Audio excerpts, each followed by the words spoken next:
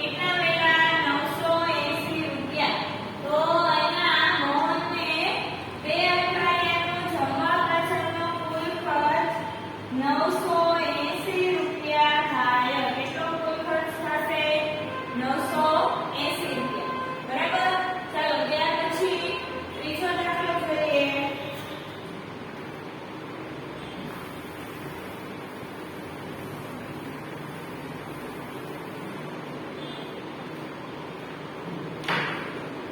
ત્રીજા દાખલામાં આપણને એમ કહે છે કે એક ફ્રોક સીવવાના રમણીકભાઈને 20 રૂપિયા મળે છે.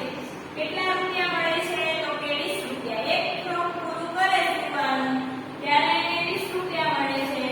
જો તેઓ અઠવાડિયામાં 200 ફ્રોક સીવે, એક અઠવાડિયામાં 200 ફ્રોક સીવે તો તેમને અઠવાડિયામાં કેટલા રૂપિયા મળશે? હવે ફ્રોક કેટલા સીવે છે? તો કે 200 ફ્રોક સીવે છે. બરાબર. હવે એક ફ્રોકના કેટલા? 20. તો આપણે કેટલા ફ્રોકના રૂપિયા જાણવા છે? 200 ફ્રોકના. બરાબર. તો 200 ગુણ્યા 20. હવે આપણે શૂન્યવાળો ગુણાકાર છે તો સીધો કરી શકશું કે 2 ગુણ્યા 4. 2 શૂન્ય 200. 1 શૂન્ય 20. તો કેટલા આવ્યા? 4000 રૂપિયા. એને અઠવાડિયામાં કેટલા રૂપિયા મળશે? 4000 રૂપિયા. જો એક ફ્રોકના 20 રૂપિયા તો એવા 200 ફ્રોક એક અઠવાડિયામાં સીવી નાખે તો એને 4000 રૂપિયા મળે. બરાબર. અહીંયા આપણે લખવાનું કે અઠવાડિયાના 4000 રૂપિયા રમણીકભાઈને મળશે. બરાબર. આવી રીતે તમને વ્યવહારિક દાખલા પૂછે. હવે આપણને ખબર જ કે એક ફ્રોકના 20 રૂપિયા હોય તો 200 ફ્રોકના તો વધારે થાય. તો જ્યારે વધારે સંખ્યામાં જવાબ મળતો હોય ત્યારે ગુણાકાર થતો હોય. બરાબર. તો અહીંયા આપણે 200 ગુણ્યા 20 કરીએ તો આપણને 4000 રૂપિયા મળે.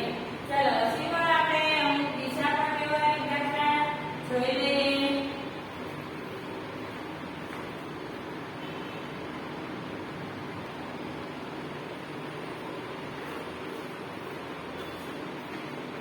બાળકો અહીંયા આપણે બીજા વ્યવહારિક દાખલા આપેલા છે. એમાં જોઈએ કે હરિએ બેંક પાસેથી રૂપિયા 500 નું ધિરાણ લીધું. ધિરાણ એટલે કે આપણે બેંક પાસેથી જેવી રીતે લોન લઈ તે રૂપિયા લઈએ. બરાબર. તો એને કહેવાય ધિરાણ. તો એને બેંક પાસેથી 500 રૂપિયાનું ધિરાણ લીધું. જેમસે એક ખાનગી પેઢી એટલે કે જે પ્રાઇવેટ ધંધો કરતા હોય એવા વ્યક્તિ પાસેથી. બરાબર. તો એમની પાસેથી 500 રૂપિયાનું ધિરાણ લે છે. જેમ્સ છે એ ખાનગી પેઢી પાસેથી લે છે અને જ્યારે હરી છે એ બેંક પાસેથી લે છે. બરાબર. આપણે કેમ બીજા પાસેથી ઉછીના રૂપિયા લઈએ એવી રીતે ખાનગી પેઢી એટલે કે કોઈ જે મોટા ધંધાવાળા હોય. બરાબર. એની પાસેથી આપણે લઈએ રૂપિયા ઉછીના એને ખાનગી પેઢી. તો 500 રૂપિયાનું ધિરાણ ખાનગી પેઢી પાસેથી લે છે. આ ધિરાણ ચૂકવવા હરિએ 6 મહિના સુધી દર મહિને 6 મહિના સુધી હરી છે દર મહિને 110 રૂપિયા. જ્યારે જેમ્સે કુલ 700 રૂપિયા ચૂકવવા પડશે.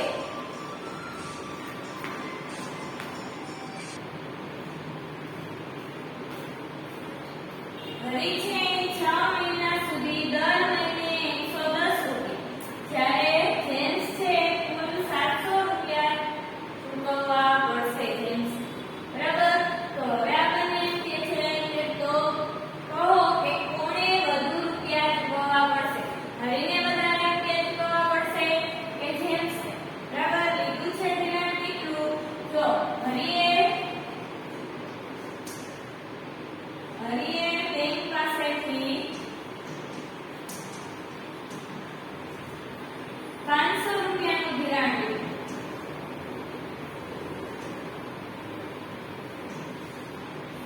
હવે એ દર મહિને. બરાબર. હવે દર મહિને 110 રૂપિયા 6 મહિના સુધી એટલે કે 6 મહિના સુધી 110 એવી રીતે હપ્તા કરી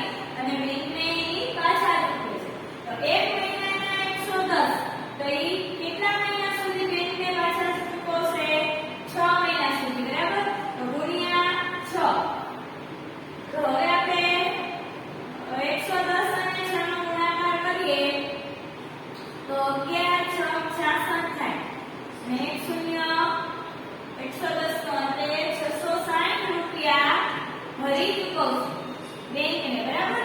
હરીએ લીધા હતા કેટલા? તો કે 500 રૂપિયા. હવે એ ચૂકવે છે કેટલા? જ્યારે 110 6 મહિના સુધી ચૂકવે છે તો કુલ એને 660 રૂપિયા હરીએ બેંકને ચૂકવ્યા. હવે જેમ્સનું જોઈએ તો જેમ્સી ખાનગી પેઢી પાસેથી લે છે કેટલા રૂપિયા લે છે? તો કે જેમ્સે 500 રૂપિયા લીધા, બરાબર.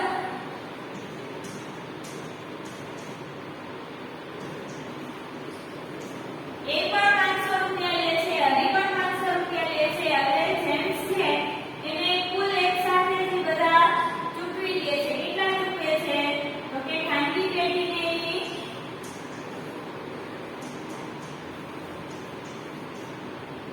700 રૂપિયા ચૂકવે છે. જો એને કુલ 700 રૂપિયા ચૂકવવા પડે છે.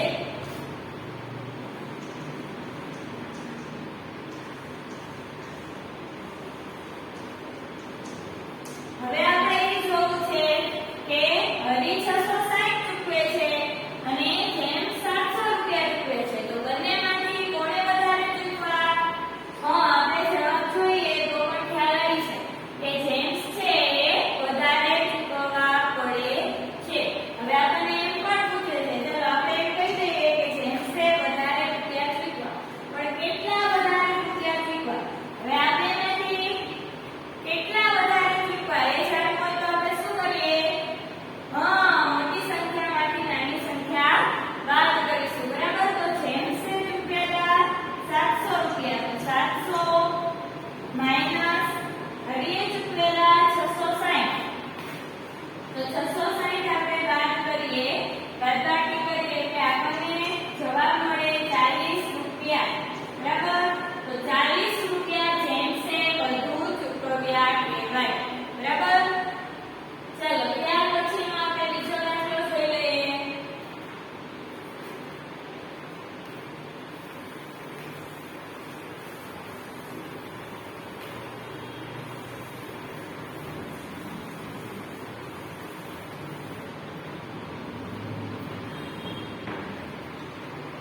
જુઓ, સુરેશ અને મુકેશ જુદી જુદી બેંકમાંથી 2000 ધિરાણ માટે 10 મહિના માટે મેળવે છે, બરાબર. જુદી જુદી બે અલગ અલગ બેંકમાંથી લે છે, પણ બે લીધા છે સરખા. કેટલા લીધા છે? બંને 2000 રૂપિયા લીધા છે, બરાબર. કેટલા મહિના માટે? તો કે 10 મહિના માટે એને લીધા છે. હવે સુરેશ છે દર મહિને રૂપિયા 210 ચૂકવે છે, બરાબર. જેવી રીતે અહીંયા કેમ હરી 6 મહિના સુધી 110 રૂપિયા બેંકને પાછા ચૂકવતો હતો, એવી રીતે સુરેશ છે એ પણ દર મહિને 210 રૂપિયા એક બેંકને પાછા ચૂકવે. કેટલા મહિના સુધી બેંકને પાછા ચૂકવશે? તો કે 10 મહિના, બરાબર. હવે મુકેશ છે એ કુલ એક સાથે 2050 રૂપિયા ચૂકવે. તો કોણે વધારે રૂપિયા ચૂકવ્યા હશે? કેટલા? બરાબર. તો પહેલા તો આપણે જોઈએ કે સુરેશે બેંક પાસેથી લીધા છે કેટલા? બેંક પાસેથી 2000 રૂપિયાનું ધિરાણ લીધું. કેટલા રૂપિયાનું?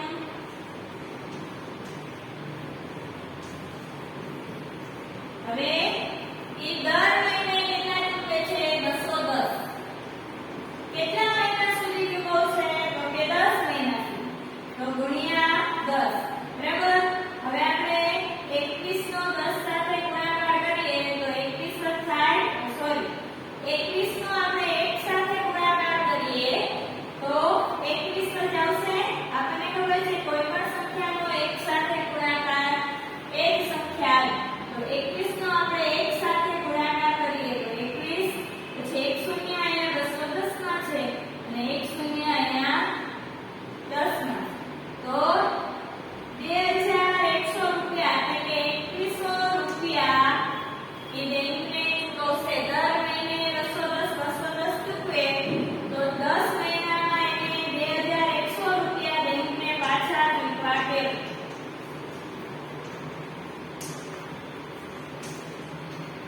હવે આપણે જોયું કે અહીંયા સુરેશે 2100 રૂપિયા જ્યારે અહીંયા આપણને કીધું છે કે મુકેશ છે એ પણ બેંક પાસેથી 2000 રૂપિયાની લોન લે છે બરાબર તો મુકેશ છે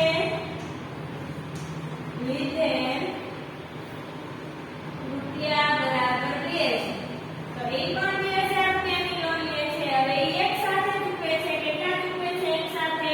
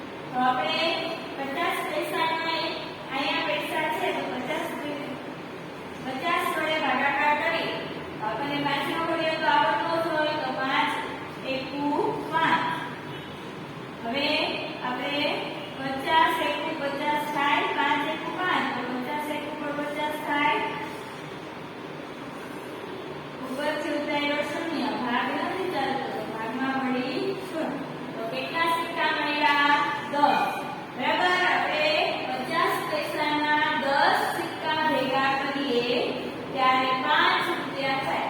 એ જુઓ, 2 સિક્કા તો 1 રૂપિયો, બીજા 2 સિક્કા તો 2 રૂપિયા, ત્રીજા 2 સિક્કા 3 રૂપિયા, ચોથા 2 સિક્કા તો 4 રૂપિયા અને 5 માં 2 સિક્કા એટલે 5 રૂપિયા. બરાબર? તો અહીંયા 2 2 ને 2 4, 4 ને 2 6, 6 ને 2 8, 8 ને 2 10. બરાબર? એટલે કે 50 પૈસાના 10 સિક્કા ભેગા કરીએ ત્યારે 5 રૂપિયા થાય. બરાબર બાળકો? તો આ રીતે વ્યવહારિક દાખલાની અને આપણા પ્રશ્નના જવાબ તમારે લખવાના રહેશે.